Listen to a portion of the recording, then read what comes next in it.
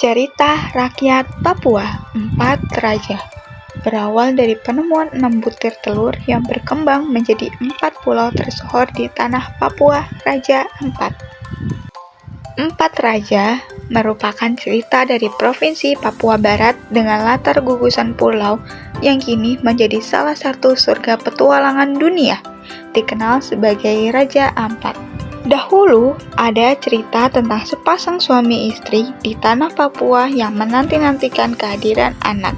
Meski tak kunjung diberi, keduanya tetap berdoa pada Tuhan setiap siang dan malam. Suatu hari, suami istri tersebut pergi ke hutan untuk mencari kayu dan menjadikannya kayu bakar.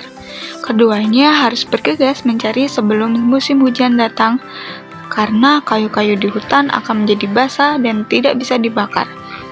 Namun sayang, persediaan kayu yang mereka dapatkan di hari itu masih sangat sedikit untuk menghadapi musim hujan. Diterpa kelelahan, suami dan istri ini kemudian beristirahat sejenak di tepi sungai yang bernama Sungai Waikeo. Ketika tengah beristirahat, mata sang suami tertuju pada sebuah lubang besar di sisi lain tepi sungai. Sang suami pun mendekati lubang tersebut dan terkejut ketika menemukan 6 butir telur besar. Sang suami memanggil istrinya yang tidak kalah terkejut. Keduanya lantas sepakat membawa pulang telur-telur tersebut. Mereka berpikir bahwa telur-telur ini mungkin bisa dijadikan persediaan makanan untuk dimasak di kemudian hari. Setibanya di rumah, telur-telur tersebut pun disimpan dengan baik. Keesokan harinya, kejutan lain menyambut suami istri tersebut. Ketika hendak menyiapkan hidangan, telur-telur tersebut justru menetas. Bukannya menetas menjadi unggas atau hewan lain, melainkan menjadi anak manusia.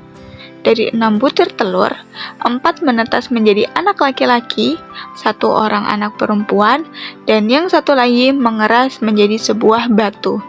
5 orang anak muncul dalam balutan kain putih yang bersinar. Tatkala inilah pertanda bahwa mereka diturunkan dari kayangan. Suami istri ini amat senang mendapati anak-anak tersebut dan merasa doanya telah dikabulkan oleh Tuhan. Mereka pun berjanji kepada Tuhan untuk merawat dan membesarkan anak-anak mereka dengan baik. Keempat anak laki-laki diberi nama War, Petani, Dohar, dan Muhammad. Sementara sang anak perempuan diberi nama Pintoli. Waktu berlalu, kelima anak tersebut semakin beranjak dewasa. War, Petani, Dohar, Muhammad, dan Pintoli dikenal sebagai anak-anak yang rajin bekerja dan berbakti. Semakin dewasa, kelimanya semakin giat membantu kedua orang tuanya agar tidak perlu bekerja dengan susah payah. Lahan pertanian yang mereka kerjakan menjadi makmur dan berkembang sampai ke 4 pulau besar di sekitar Teluk Kabui. Oleh karena itu, bukan hanya kedua orang tuanya, masyarakat desa dan sekitarnya turut mengagumi kebaikan anak-anak ini.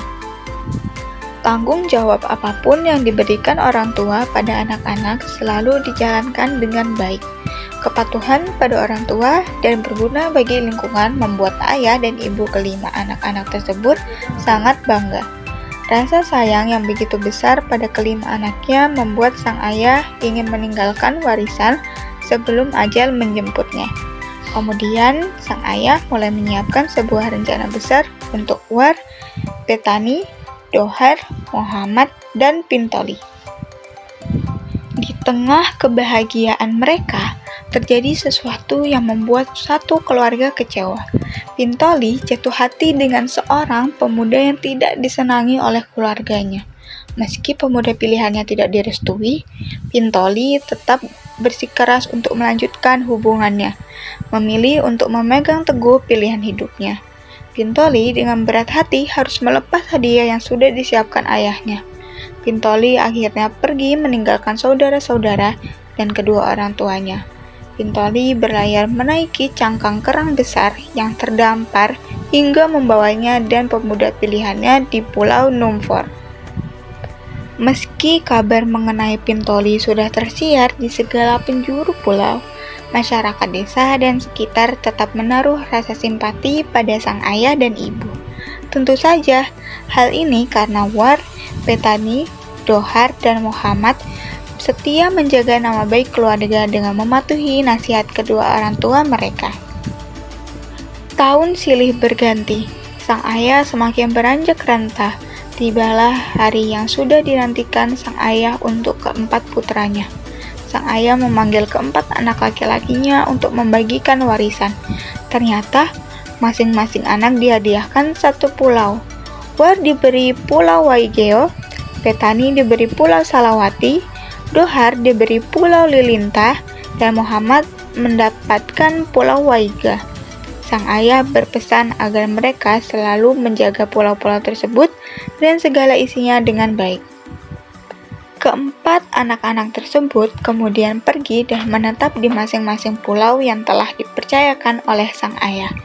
Semakin hari, War, Bethany, Dohar, dan Muhammad semakin dikenal sebagai sosok yang tekun dan bijaksana.